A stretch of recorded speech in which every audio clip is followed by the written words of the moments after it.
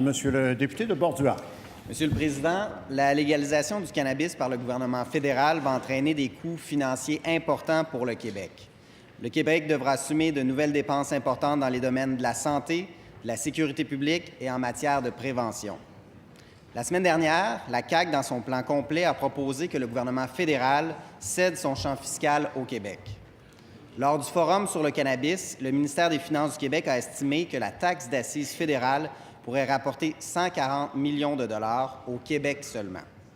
Ces revenus permettraient au gouvernement du Québec de remplir ses obligations en matière de santé et de sécurité publique auprès des Québécois et des Québécoises. Monsieur le Président, est-ce que la ministre peut s'engager à rapatrier le champ fiscal du fédéral sur le cannabis afin de financer adéquatement les conséquences de la légalisation du cannabis? Monsieur le ministre des Finances. Merci, Monsieur le Président.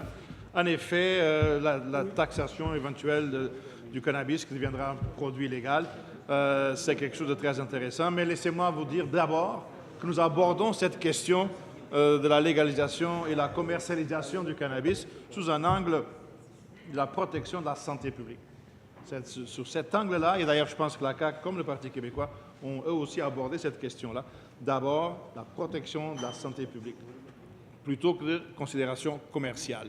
Alors, les revenus de taxation, ils viendront, mais il faut qu'on soit très réaliste, il faut qu'on ne soit pas naïf sur le potentiel de revenus fiscal, parce que justement, on va s'assurer que le prix du produit légal soit compétitif avec le prix du produit qui est maintenant illégal, pour qu'on puisse mieux contrôler la consommation. Ce qui prime ici, c'est la protection de la santé publique. Première complémentaire, Monsieur le député de Bordua. Oui, Monsieur le Président, j'ai une question concrète pour le ministre des Finances. Est-ce qu'il va exiger du gouvernement fédéral qu'il cède son champ fiscal pour le Québec? Parce que ça va avoir des coûts sociaux, la légalisation de la marijuana. Ça va entraîner des dépenses en prévention, en santé, en sécurité publique. Alors, je lui repose ma question. Parce que les dépenses vont être à Québec et non pas à Ottawa, les conséquences sont à Québec.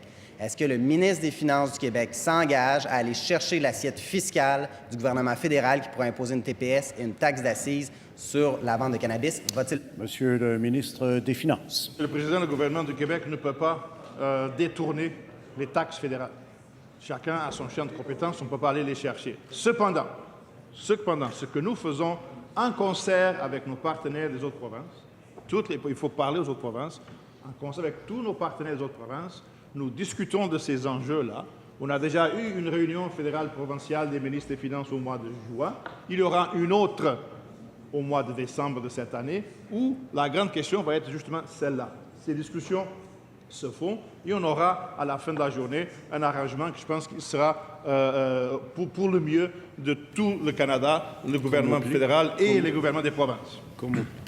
Deuxième complémentaire, Monsieur le député de Bordua. Monsieur le Président, j'entends rien de concret. La question est pourtant claire. Est-ce que le ministre des Finances du Québec va demander au gouvernement fédéral qu'il cède son assiette fiscale relativement à la taxation sur le cannabis? Les dépenses sont à Québec, elles ne sont pas à Ottawa. C'est le Québec qui va être pris avec les conséquences financières en matière de prévention, en matière de santé et en matière de sécurité publique. Il y a une importante question également au niveau du cannabis au noir. S'il est acheté au noir, est-ce que le ministre va avoir un prix compétitif? Monsieur le leader du gouvernement. Bien, Monsieur le Président, peut-être une chose à dire. Ce que nous souhaitons, c'est qu'il y ait un partage équitable et qu'on tienne compte justement des besoins qui sont notamment au Québec.